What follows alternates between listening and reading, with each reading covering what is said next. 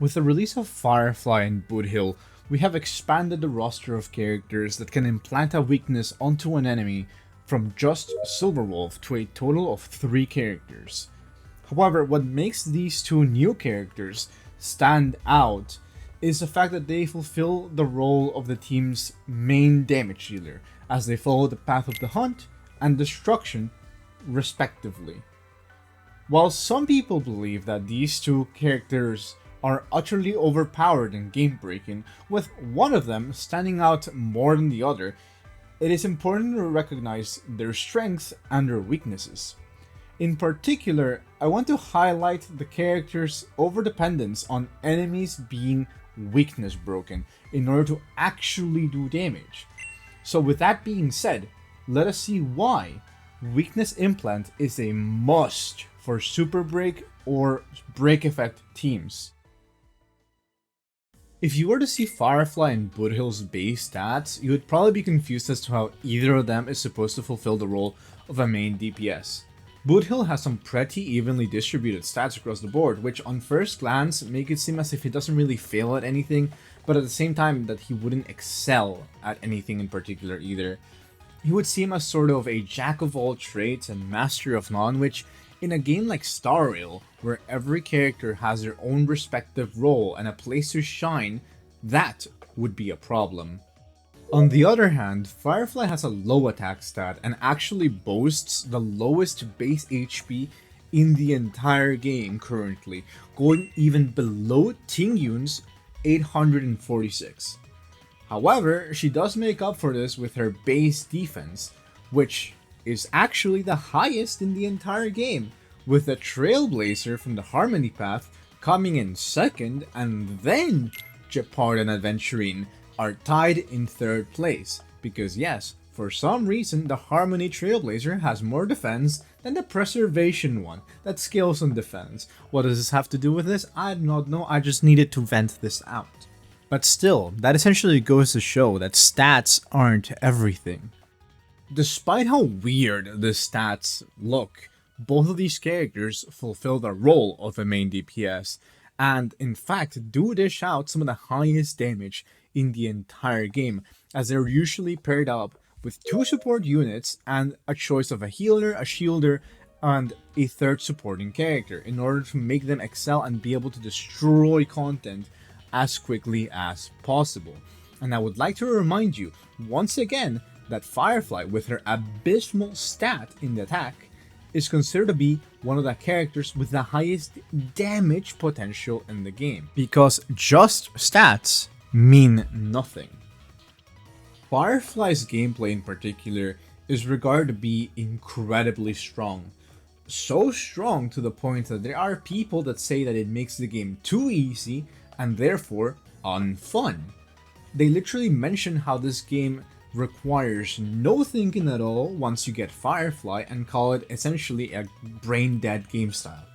And honestly, it gets even more absurd if you were to unlock Firefly's Eidolons 1 and 2, which allow her to bypass enemy defenses, make her skill point efficient because she no longer consumes skill points whenever she's in her ultimate form, and even give her extra turns to absolutely annihilate everything. But we haven't still answered the question: where does all of this damage come from? Well, it's all thanks to Super Break.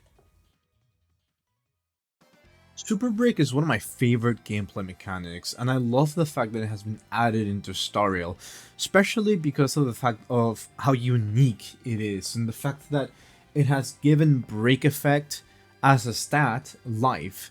You now need to think about building it for certain characters, and in all honesty, it breathes more diversity and more playstyles into the game, that it makes it be that much more enjoyable. In particular, the way that Super Break works is that once an enemy has been weakness broken, your attacks will be able to deal Super Break damage, and this stat is afflicted by your ally's break effect, the amount of toughness reduction your attack is capable of doing, and how many instances of damage the attack has performed within that one action. Because of this, Super Break has a very low skill floor, making it a playstyle that is accessible to pretty much everyone. After all, you only really need to think about increasing your character's speed and break effect whenever you are actually building your relics. Just make sure that you break the enemy's toughness shield and then just do as much damage as possible. Try to get as many multi-hit attacks, such as Sample and Harmony Trailblazer skill, that can do anywhere between 5 to 10 hits of damage based on how many Eidolons you have, and other candidates that are really capable of dishing out big waves of damage also include Misha, whose ultimate stacks up to 10 times, and Luca, whose empowered basic attack can do anywhere between 4 to 7 hits, and as an inhibitor character based on Bleed, he already wants to be built on break effect and speed. Nevertheless, Super Break holds a lot of strategy behind it, and as such, has a high skill ceiling to work around with that I personally do love and adore very much. But also, that may be because I adore overthinking and overanalyzing, so hey, do take that with a grain of salt. There's also the fact that I might have had a bit of residual fear due to the fact that I had to go against Divergent Universe Threshold Protocols 4 to 6. Those were incredibly hard, and I had to shift around so many different things depending on what enemy I was facing in order to win. So that might have just been something that has influenced my mind, I'm not gonna lie. But who knows? It's gonna be a mystery that no one will be able to figure out. But jokes aside, I do genuinely believe that there are many ways to try to optimize strategies revolving around Super Break. As a matter of fact, the formula for it is not really that complicated, but I like to summarize it as the following, which is Super Break equals a base damage based on your level, the amount of toughness reduction you do divided by 10, and then increase by your break effect, your buffs, and any debuffs that you provide, plus, or not plus, times the number of hits that your action produced. It is important to highlight in this equation that Super Break purely scales on level, break effect, and how much toughness reduction your attack deals. So in that regard, it is a lot easier to manage and optimize than any other build due to the fact that you don't really need to farm for a very specific body piece or a planar sphere. You just need to worry about the substats and not the main stat whatsoever, as if for the calculations, it is irrelevant for your main DPS to take these into account. However, it is important to note that Firefly does need you to farm specifically for attack percent relics due to her traces allowing her to convert every 10 attack that exceeds 1800 into 0.8 break effect. And this is really interesting because, as we discussed before, Firefly's attack is abysmally low. So imagine if she actually had a high attack stat and how much she would absolutely destroy. She would have been turbo broken if that was the case. However, in Boothill's case, it is a lot simpler since his kit doesn't really focus that much around the break effect. I mean, like, it does, but it also doesn't, so to speak, because the main gimmick on him is that you need to be able to do as much toughness reduction damage as possible. In fact, his talent is essentially that, to the point that it caps at 16 times the original toughness reduction, which is honestly absolutely insane. But in Boothill's case, it is important that you have Ruan Mei. In the equation, as we saw, there is toughness reduction being taken into account, so just having Ruan Mei's skill, purely the skill by the way, makes it so that you essentially 1.5 your damage. And that is without taking into account the fact that she already amplifies damage as a whole, she increases your speed, allowing you to have more turns, and just overall is insane. Like, legitimately, if you want to run a Super Break team, you are kind of forced to run Ruan Mei. Still, this does explain how, despite both of these characters having absolutely awful overall stats, are still able to excel as main DPS characters. In fact, actually, kind of looking at the formula, and this is just a quick game developer moment that I'm adding into here because I can. I think it would be kind of interesting if they made an agility character that focuses on Super Break, like that is able to trigger the dots at Super Break.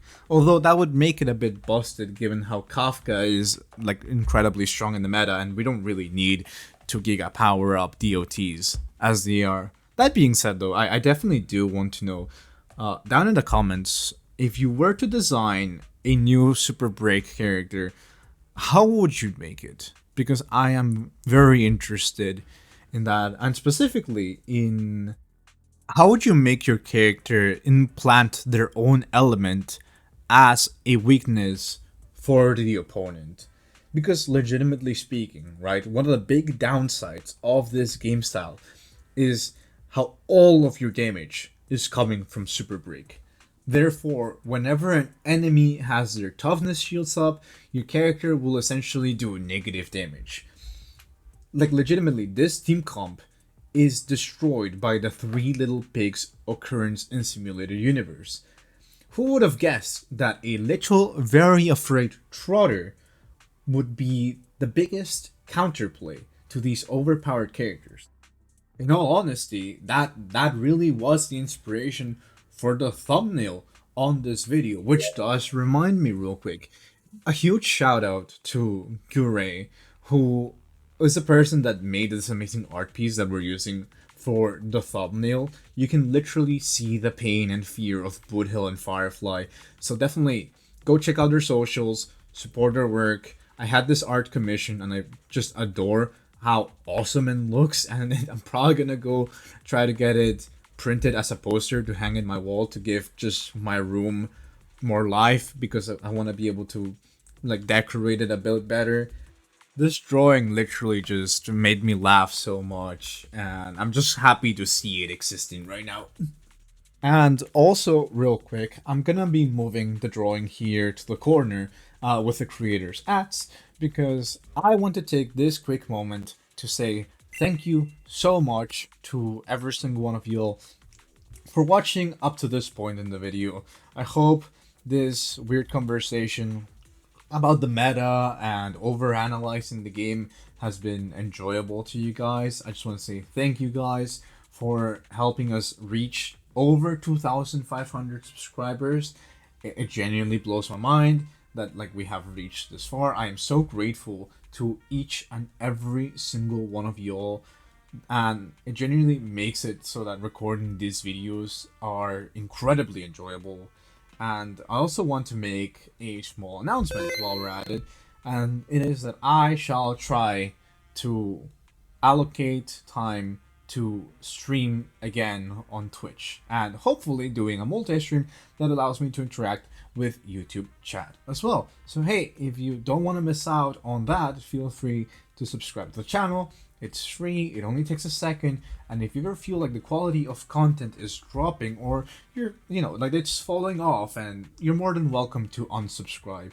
I really hope to keep on improving my skills and continue to be able to interact with you guys. So once again, I really appreciate you guys. I really appreciate you guys a ton. I'm sorry for like mumbling my words a bit too much, but yeah, with that being said, let's get back to the video. Fundamentally speaking, you simply cannot have a main DPS that is based on break effect and super break without having the ability to implant their respective element as a weakness onto an enemy. And some people might honestly call this unfair or even overpowered, but truthfully, if these characters did not have the ability to implant this weakness, they would be getting utterly destroyed by any enemy that didn't have it. Like legitimately, it would render them niche at best. Their ability to do damage, as we have established, is only when the enemy has been weakness broken. So if they cannot achieve that, then they're pretty much cooked. Like, let's look at a crit based team and a damage over time based team for examples, right?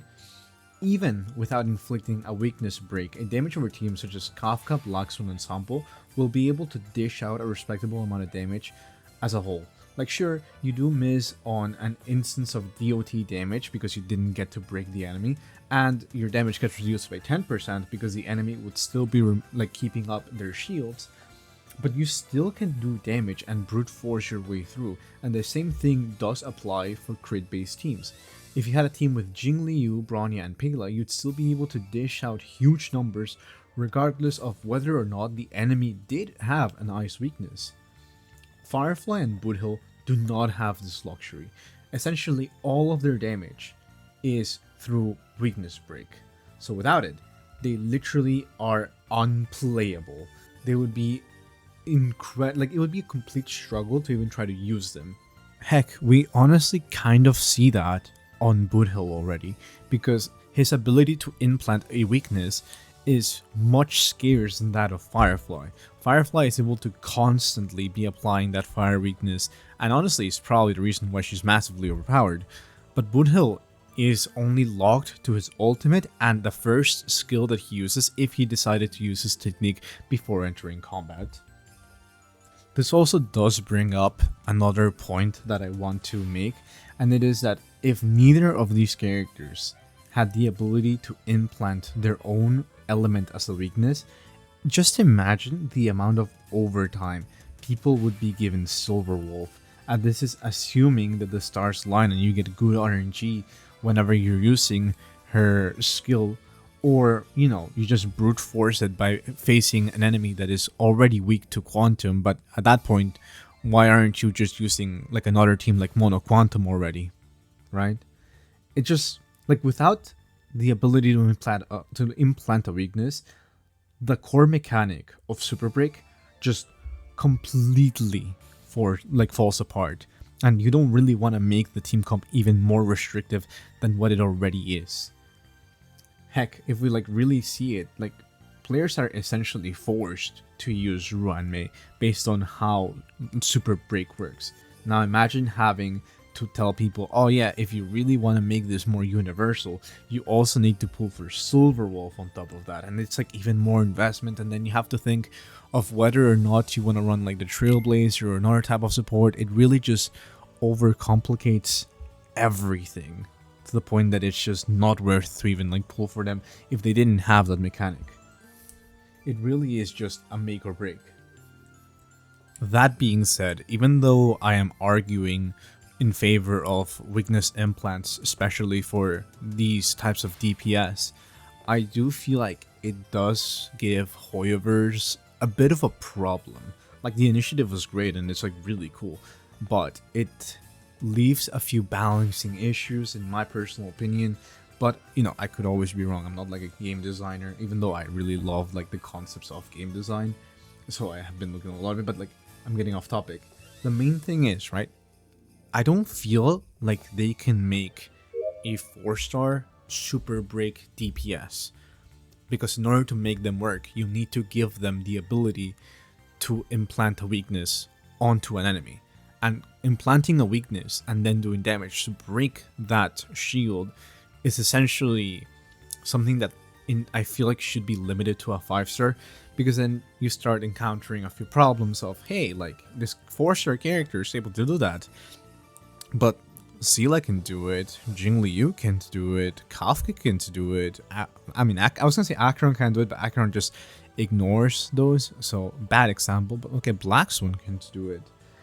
It just feels like it's too unfair to give to a 4-star.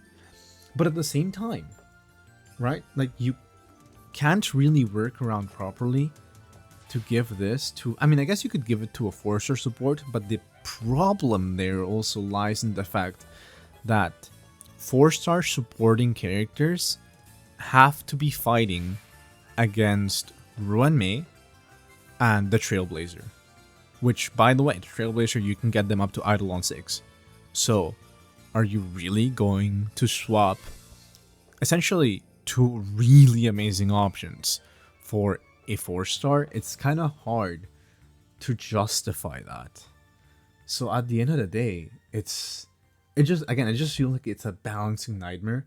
But I do want to see how they improve further upon this, how they can mix and match and this into like a new mechanic, and I would love this, and I have one in mind that I want to talk about and tackle in like a future video, and like regarding mechanics, not regarding Super Break, but like there's a mechanic I want to further explore, and it is all thanks to March 7th new form.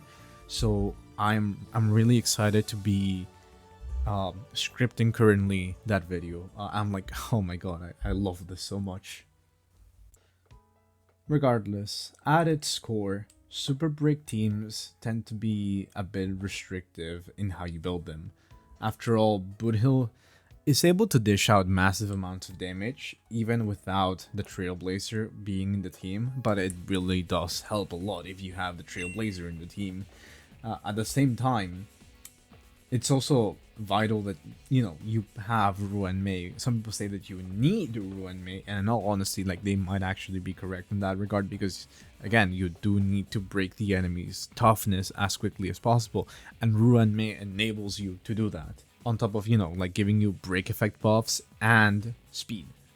That being said, though, some solid alternatives for those that do not have Ruan Mei are actually Pela and Silverwolf, which we have talked a little bit about, but it's mainly due to the fact that they are very skill point friendly, and their debuffs enable you to boost your super break damage, which always comes in handy.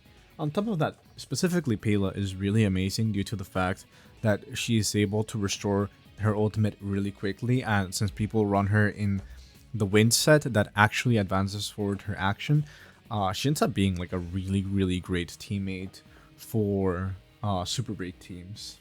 Nevertheless, this does mean that most of your core is already defined for the most part, because usually you have your DPS, 2 supporting units, and your sustain, which can honestly be like replaced for a 3rd supporting unit depending on how aggressive you want to be. It can be a healer, a shielder, another nihility character, another harmony character, which I feel like it's what I've seen the most, people just running a 3rd harmony character.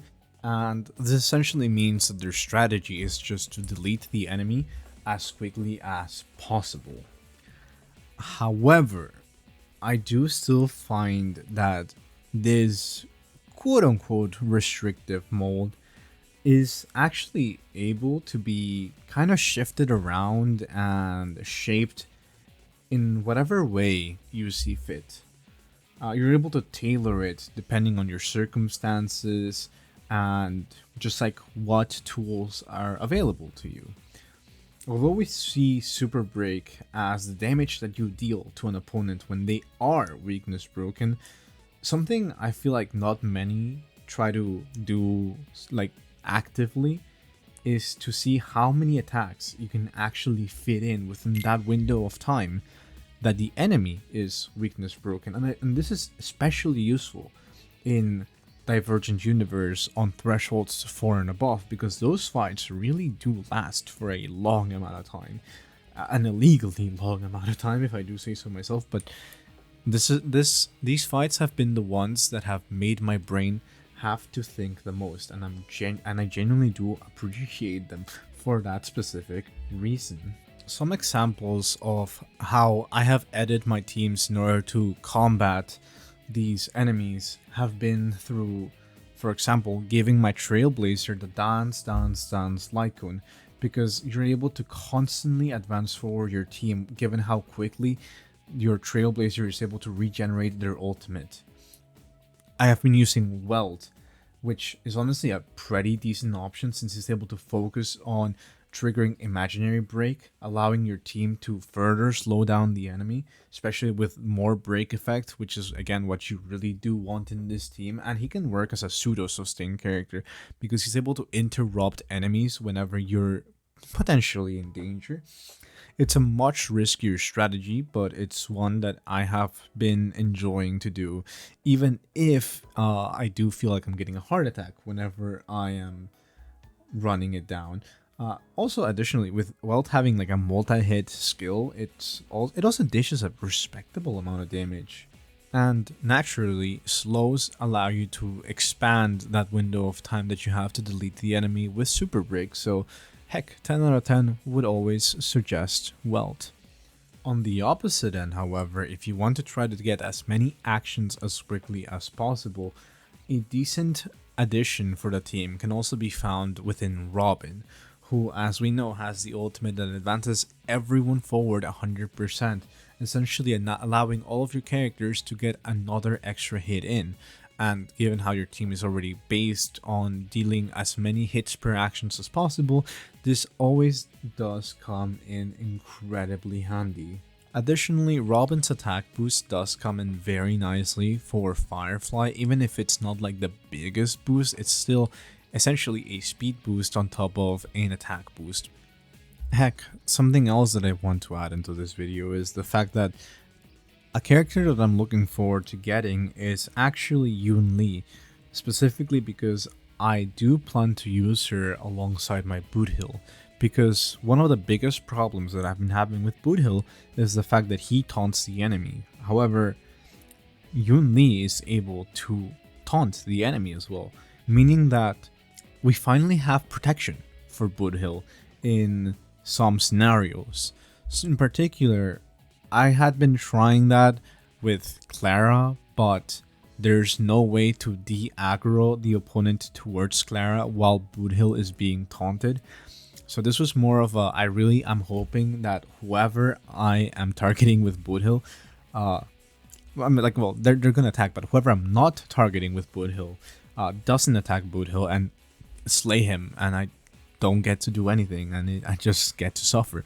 So I'm really interested to see how that will pan out. I'm also very intrigued because I do like the fact that boothill is able to implement the physical weakness break. So alongside with Clara and Yunli, it's been a great thing to actually be using. I'm kind of wondering what a team comprised of both of those characters will be, but I'm getting ahead of myself, and I might just be probably Giga coping. I feel like it would be interesting, to say the least. But I really want to do that. I'm like, okay, no, back to the video. I'm getting off track. Just as a whole, I adore the fact that I can mix and match the team depending on how I see fit. And I do hope to see more options for these team comps in the near future with new DPS units or even new supportive units. Anyways, with all that being said, thank you so much for watching this video all the way through to the end. It really means a lot to me. I am trying something a little bit new with this sort of content because I do want to expand further what I do for YouTube videos, and I want to be able to upload more frequently. Currently, my goal is to do 2 videos a week with maybe a potential sprinkled third video if I get the inspiration for something like that, but for the time being, purely 2 videos per week, 1 long form content, 1 not so long form content. This time around we're gonna have 2 because heck, I don't know, I just want to take a step on that direction and give it a try, give it some, like, it just feels like it would be a lot of fun.